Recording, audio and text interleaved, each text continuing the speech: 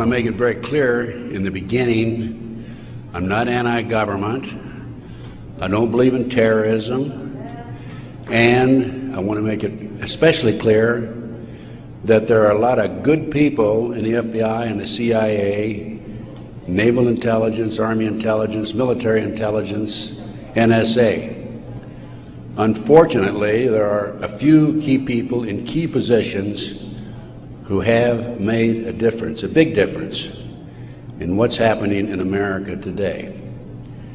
So, looking back, my personal experiences, I retired from the FBI March 1979. At that time, I was in charge of the FBI Los Angeles Division. I had more than 700 personnel under my command. The Attorney General of the United States, Griffin Bell, asked me after I retired if I'd coordinate security for the Pan American Games. I did. I was a consultant in the 1984 Los Angeles Olympics. I was a consultant for former Governor Jerry Brown, California Narcotic Authority. When I retired, I had no idea what was going on. I had no idea about the Illuminati. I had no idea about Adam Weishaupt. However, my first major investigation when I returned from Puerto Rico was a Dr. Jeffrey R. McDonald case. He's a former Green Beret doctor who was convicted of murdering his wife and 2 children at Fort Bragg, February 17, 1970. He'd been tried and convicted and sentenced to 3 consecutive life sentences. I was asked by the defense team to investigate the case because they claimed that Dr. McDonald was innocent. I said I would, but if I learned that he murdered his wife and 2 children, I would discontinue my investigation, no longer become involved. I want you to know I'm still working for Dr. McDonald. He is an innocent man. Now, once I became involved in the case, I had to read everything, and I learned that evidence was lost, evidence was stolen, evidence was altered. An FBI agent, Paul Stombaugh, lied before the grand jury, and most important of all, Colette, the wife, had skin where she had fought off the assailants under her fingernails. That skin was handed over to William F. Ivory, the chief investigator for the Army, and it has disappeared. 10 months into the case, October 25, 1980, I, through a series of circumstances, I don't have time to go into the details now, obtained a signed confession from one Helena Stokely. I had 3 sessions with her, 10 days each, total of 30 days. Helena told me that Dr. McDonald did not commit those crimes, that they were committed by her satanic cult group. And I said to myself, what's this all about? I don't know anything about Satanism. I read about it in the Bible, of course, and that's about it. But as I delved into the case, I learned that drugs from Southeast Asia were being flown into the United States to various military bases in plastic bags in the bodies of the dead GIs. I further learned from Helena that her satanic cult group was involved in distributing these drugs up and down the East Coast. They were mad at Dr. McDonald because he was abusive to the cult members and the GIs who went to the civilian hospital where he was moonlighting for relief of some sort. So they went in and attacked him that night. There were a total of 7 involved in the crime. She named them all for me. Right now, today, I know where some of them are located. But to further check and document this, I went to the UCLA library, and I found out, in fact, in the Time magazine, January 1, 1973, there was an article about bringing drugs in plastic bags in the body cavities of dead GIs. There was no question in my mind Helena was telling the truth. I gave her a polygraph test and she passed. I had her examined by a psychiatrist and she passed. And as a matter of fact, the government themselves had given her a polygraph examination early in their investigation before I entered the case. And Byzantine, the Army polygraph operator, said that she thought that she was telling the truth. She thought she was there that night.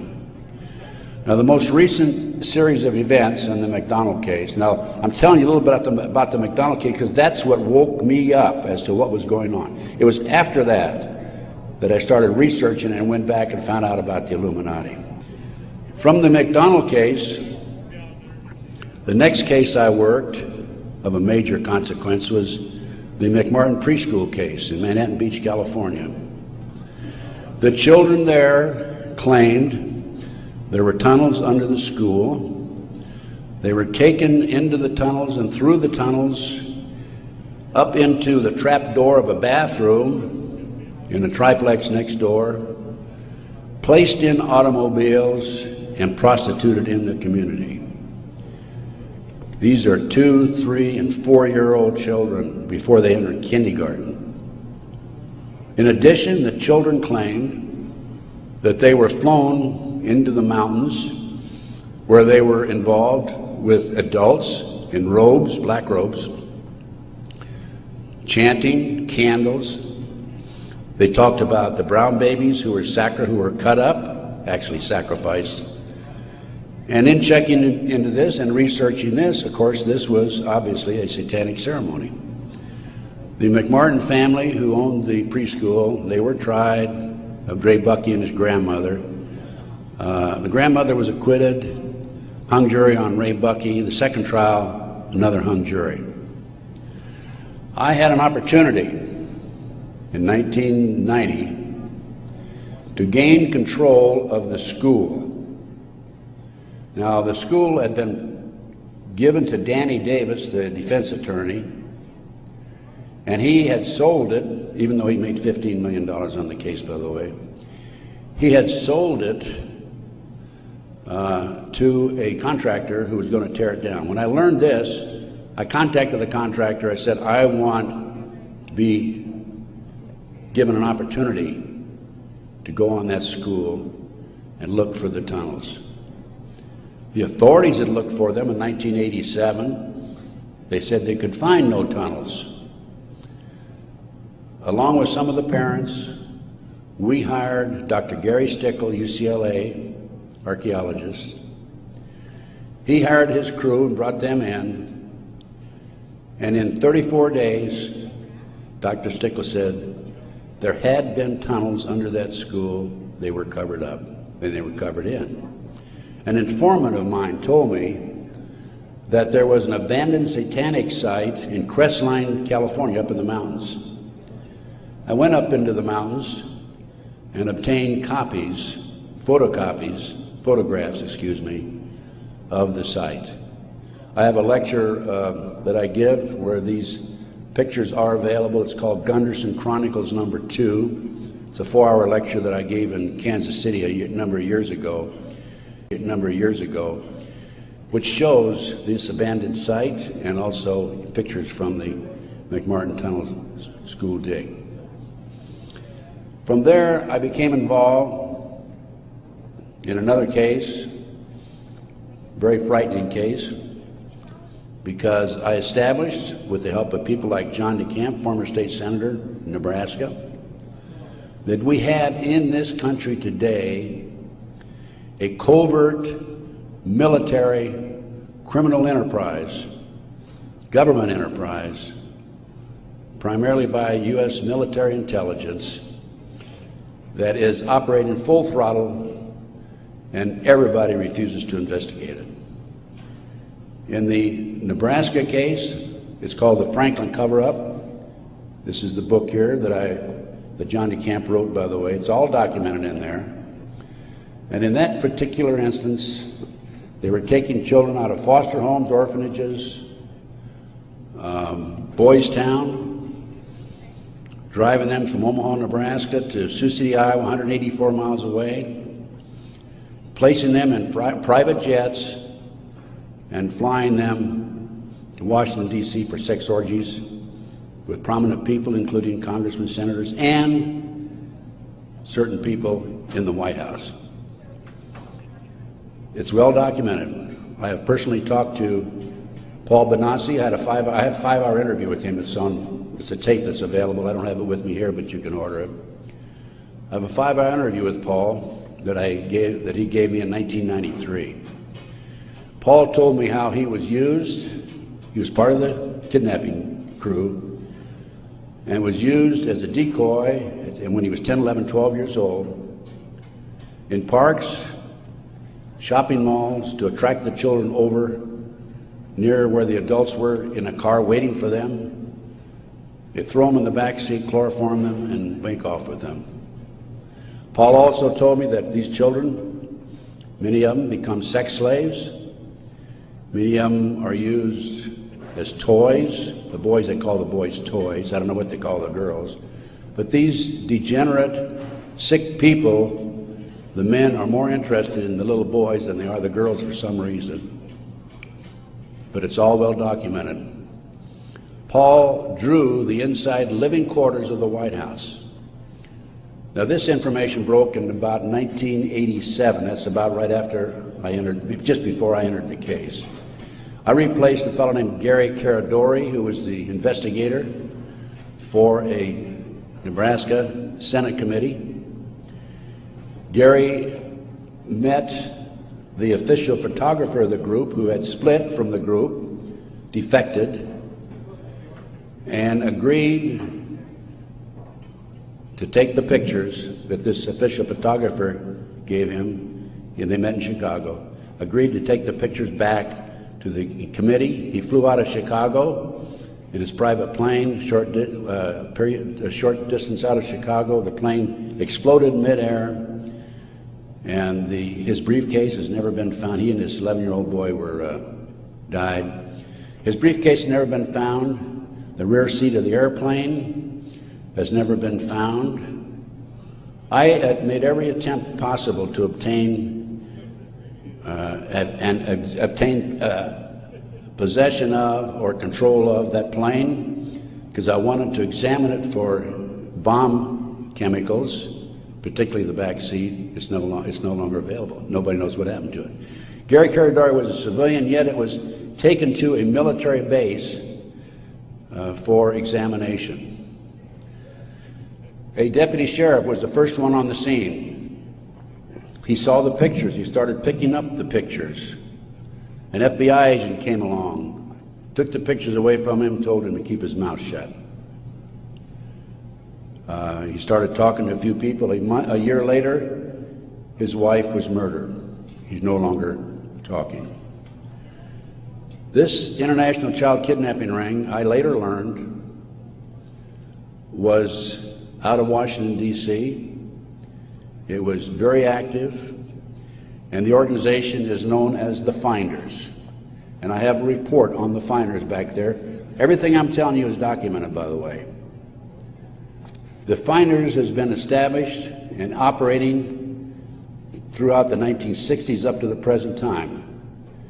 It was exposed in 1987. They moved their operation to Wichita, Kansas, and they're operating right today in Wichita, Kansas. I have taken my report to the FBI half a dozen times, demanded an investigation, and I have yet to be interviewed. So we have the Finders, we have the Franklin cover-up, which documents what I'm telling you. We have the pawns in the game. Pawns in the game is the Illuminati. This is the Illuminati/Satanic movement in this country today. And the last thing I'm going to mention in the way of a book is why Johnny can't come home. Johnny Gosch was, September the 5th, 1982, a newspaper boy on a Sunday, and he was about to deliver his newspapers in West Des Moines, Iowa. He never delivered any newspapers. He disappeared.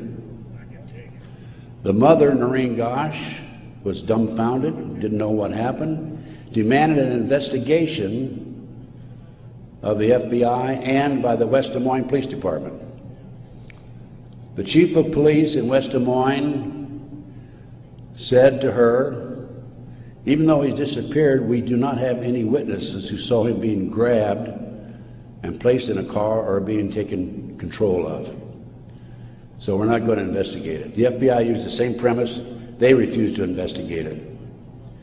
Now, I've been involved in kidnappings in the FBI, and I can tell you that it's automatic within 24 hours, at the end of 24 hours, that we had to go in my day, this was back in the 50s, 60s, and 70s, we had to go in and start investigating the case after they've disappeared for 24 hours.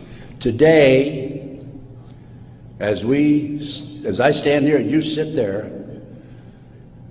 the children are disappearing in this country at the rate of 83 per hour. That's over 700,000 children a year. Now, I can go back to July 1982. The Reader's Digest claimed there were 100,000 children disappearing every year. There's another statistic that I find very interesting, and that is that it is estimated 2,500 children are kidnapped and murdered in this country every year. That's an unbelievable figure. Yet, the FBI refuses to investigate it. Now, after the Nebraska case, and part of the Nebraska case, most recently, we have a young man named Jeff Gannon, who has appeared in the White House using a fraudulent press pass. This has happened within the last month. Certain people in the White House were questioning him and were suspicious of him because when he would engage in a press conference with the president, President Bush, he was asking what they call soft questions.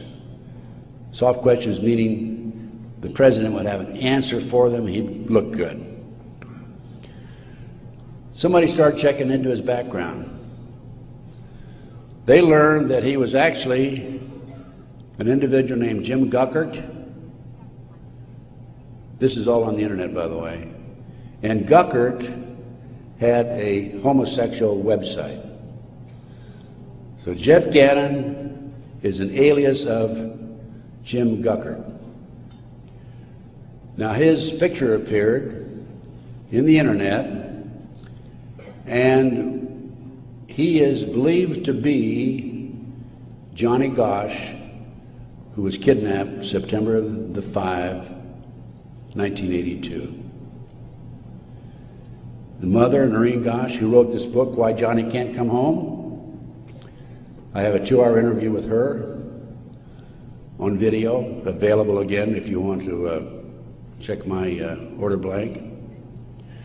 She did not sit still for this. Can you imagine if the 83 mothers of children who disappear every hour would do what Noreen Gosch has done? We wouldn't have this problem today. She went to the FBI, demanded an investigation. They refused to investigate. The police refused to investigate because the case tied into the Franklin cover-up. Some of our top politicians in the country, leading businessmen. Harold Anderson was identified by the children, past publisher of the Omaha World Herald. The head of the Nebraska Forestry Service was identified by these children. There 80 children came forward in this Nebraska case. And it goes, as I said, right up to the White House.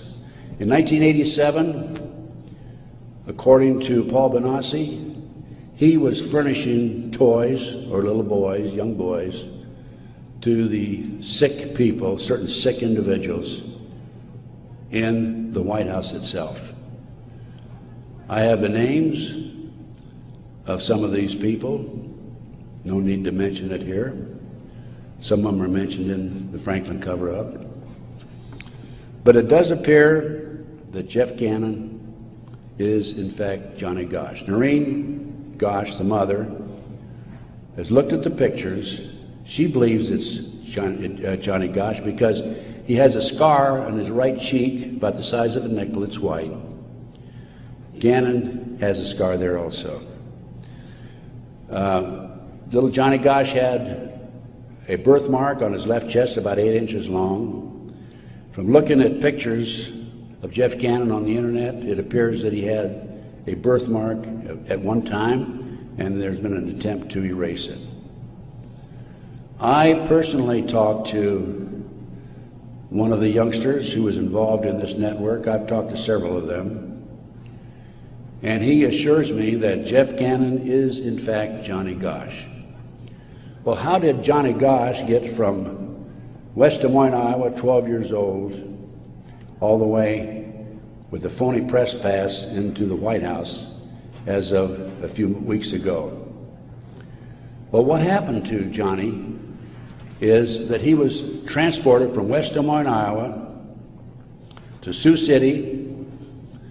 He was placed on a farm for 3 weeks, sexually molested.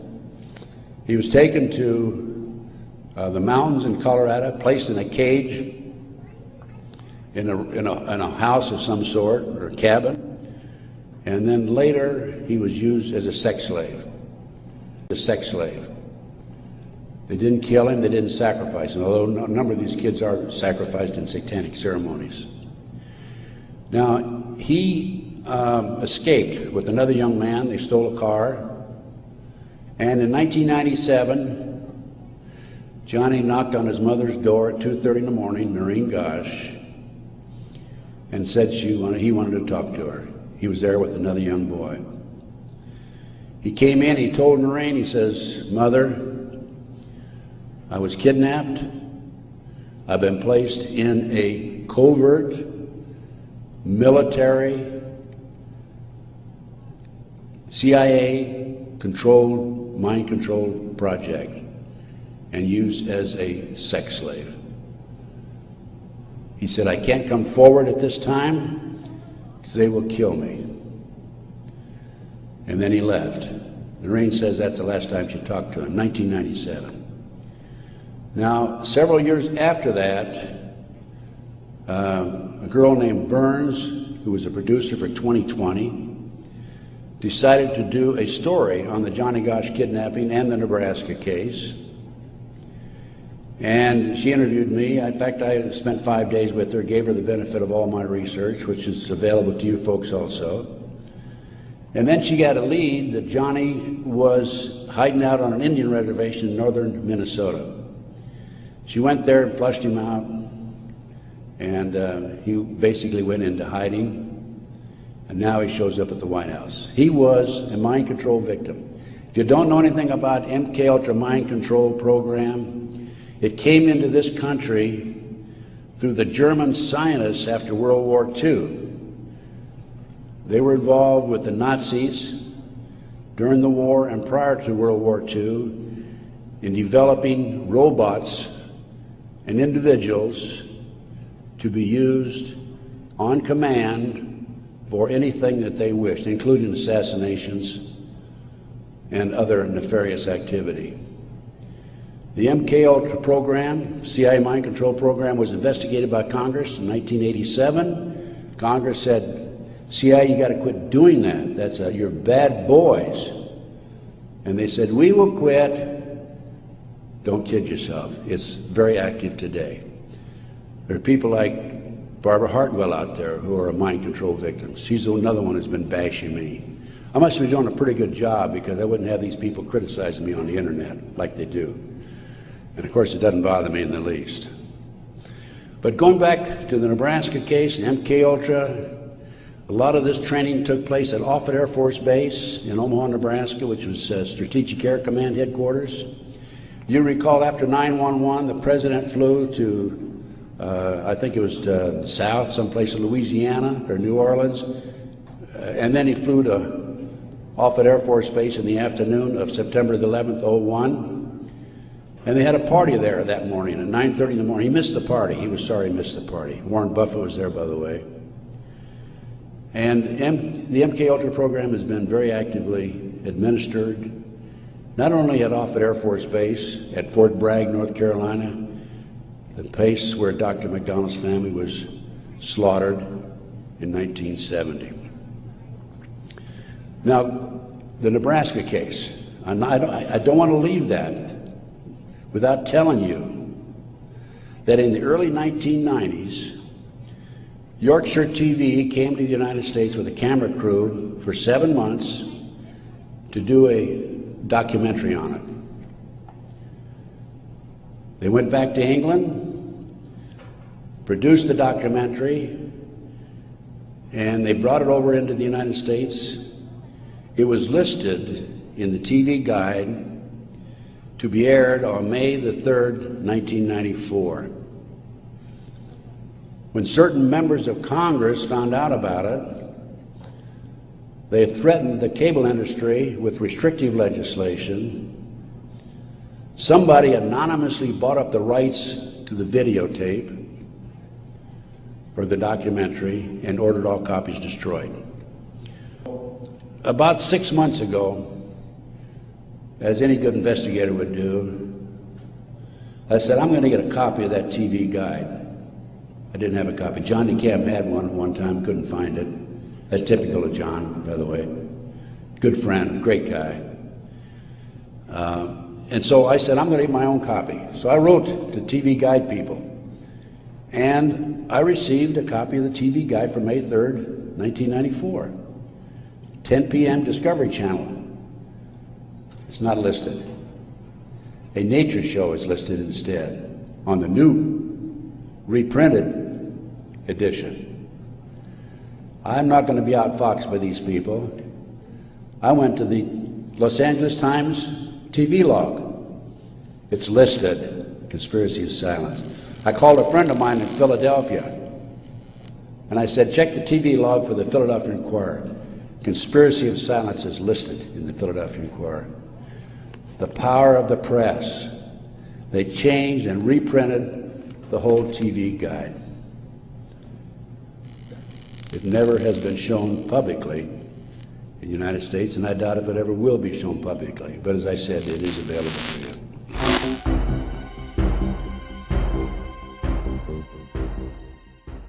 It's a web of intrigue that starts at our Holy of Holies, Boys Town, Nebraska, one of the most respected institutions in the United States, and spreads out like a spider web to Washington, D.C., right up to the steps of the nation's capital, the steps of the White House, involves some of the most respected and powerful and richest businessmen in this United States of America.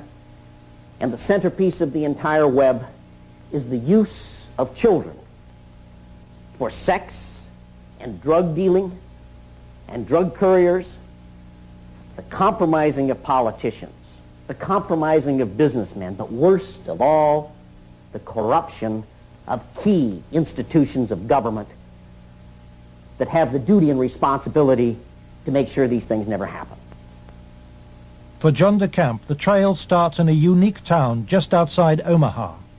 World-famed Boys Town is in the news again. Made famous by an Oscar-winning film, Boys Town is America's favorite children's charity. It was founded in 1917 by a Catholic priest, Father Flanagan. Father Flanagan. The saddest spectacle in our social life is the neglected, unwanted, and unloved boy who has become a serious problem in our society. Boys Town was started to be a home for orphans. That was after World War I. And since then, society has changed and the problems of boys have changed. And so now it's a question of taking care of homeless, abandoned, neglected, abused boys, and now girls also. Boys Town has been granted the privileges of an incorporated town, a Catholic diocese, and a school district for 500 children. Boys Town has cash reserves of $500 million, but still raises up to $35 million annually, solicited from the public by begging letters and promotional videos. I'm Father Val Peter, the caretaker of Father Flanagan's Stream and the executive director of Boys Town. Does Boys Town really exist, people ask me? You bet it does. Located in the heartland of America, Boys Town youth have come from many backgrounds and locales. As they graduate, they shall seek new adventures and head for different places. But always, they shall carry with them the spirit of Boys Town. If you'd like to help Boys Town, send your tax-deductible gift to Father Val Peter, Boys Town, Nebraska, 68010.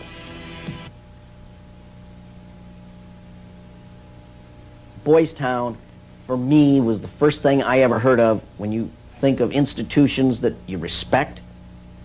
Believe it or not, I was there for a while when I was a young boy. When an institution like that gets contaminated, then you better, if you got any decency at all, do something about it, or at least get it cleared up. John de Camp lays the blame for the contamination of Boys Town on the one-time leader of the National Black Republican Council, Larry King.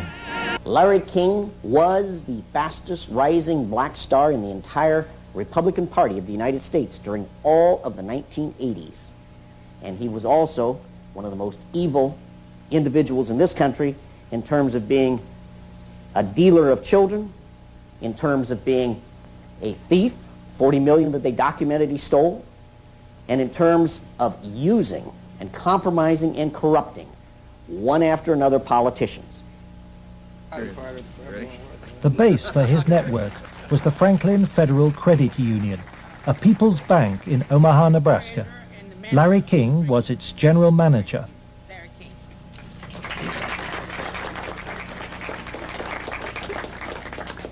Thank you. This is especially an exciting day for me. Mr. King was a very charismatic person. When he came to the credit union, he was brought in because the credit union was actually failing. He did everything to build the credit union. King courted the leaders of Omaha's wealthy business district. Banks, industry, and charities placed millions of dollars in King's hands. From 1979, Larry King developed close commercial ties to Boys Town, and Boys Town youngsters were sent to work for his companies. Boys Town had quite a few accounts at Franklin Credit Union. Those were considered very valuable accounts. They were handled exclusively by the bookkeeping department. But on the average of once a month or once every 2 months, we always seemed to incorporate a person from Boys Town. But King used Boys Town not just as a source of young boys for his business. He prostituted them at sex and drug orgies. Paul Benassi was a victim of King's abuse. He was also sent by King to lure Boys Town youngsters off campus. We used to just drive around and go up toward the home. That's when we used to do some of the scavenger hunts with picking up some of the kids. You know, just kind of win their confidence, become friends with them for a while. Start inviting them to the parties. The kids were 10 years old or older. In 1986, King's plundering of Boys Town was reported by staff to its chief executive, Father Val Peter. Subsequent testimony proves that he carried out his own investigation, but that King's victims refused to talk to him. Monsignor Hupp now blames himself for Boys Town's association with Larry King. Well, in retrospect, I regret having any association with Larry King. Had I known it at the time, it would never have happened. Could you understand why a very detailed report from a social worker employed at Boys Town, identifying children and identifying their alleged abusers, never saw the light of day? Nothing happened with that. No, I can understand that, because had I known that had been, I wouldn't put up with that. But is that something like that happened? I don't know of it. Nebraska has a very clear statute that child abuse allegations should be reported to authorities. They shouldn't be reported to the principal of a school, director of a facility. They should be reported directly to either Child Protective Services or law enforcement. And so Larry King remained free to feed his pedophilic parties with child victims. But in 1988, a routine review brought King's involvement with Boys Town youth to the attention of Nebraska's State Foster Care Review Board.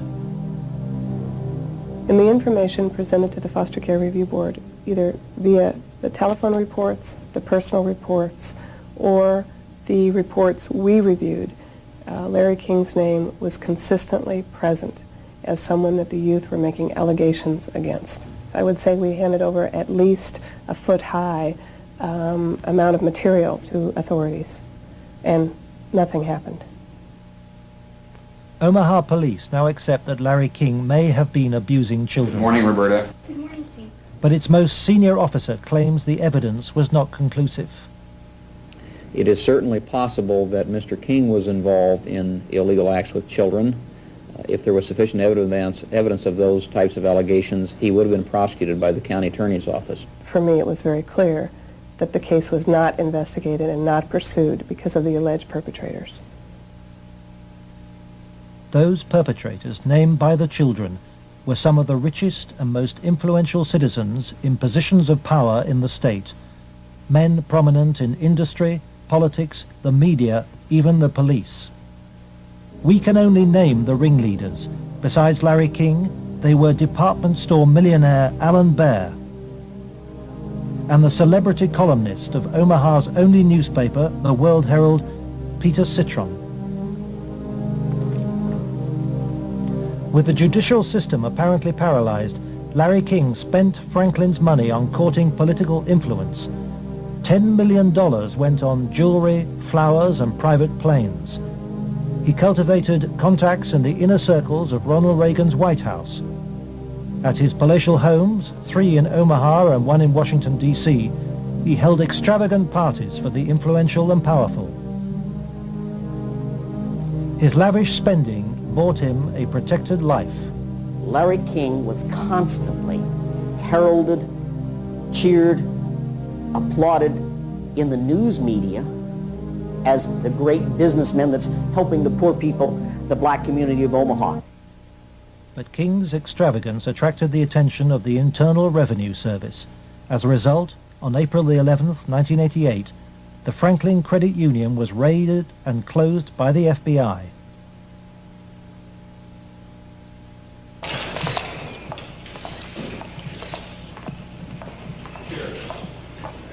King was arrested, and the federal investigation showed he had stolen $40 million from Franklin. Documents we possess reveal the FBI interviewed many of the victims of Larry King's sex ring, but no action was taken. In November 1988, Nebraska's state government set up a parallel investigation into Larry King. A legislative committee was formed. Its chairman was the Republican head of Nebraska's Banking Committee, corn farmer and state senator Lawrence Schmidt. Immediately, anonymous threats began. I received a phone call on the floor of the legislature. The caller did not identify himself, but he said, "Lauren, you do not want to have an investigation of the Franklin Federal Credit Union." And I asked who I was speaking to, and they said, "That doesn't matter, but you shouldn't have that investigation." And I said, "Well, why not?" He said, "It will reach to the highest levels of the Republican Party, and we're both good Republicans." Undeterred, the committee began their investigations, and the money trail led quickly to the original allegations of child abuse. Carolyn Stitt was one of the first to testify.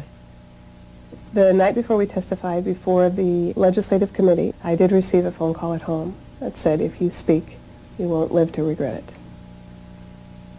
To protect the inquiry, Schmidt's committee hired special legal counsel and full-time professional investigators Gary Caradori and Karen Ormiston. I said, "We do not want you to bring to the committee rumors, innuendos, nothing that cannot be backed up with facts." I said, "Bring to the committee that which we can take to a prosecutor."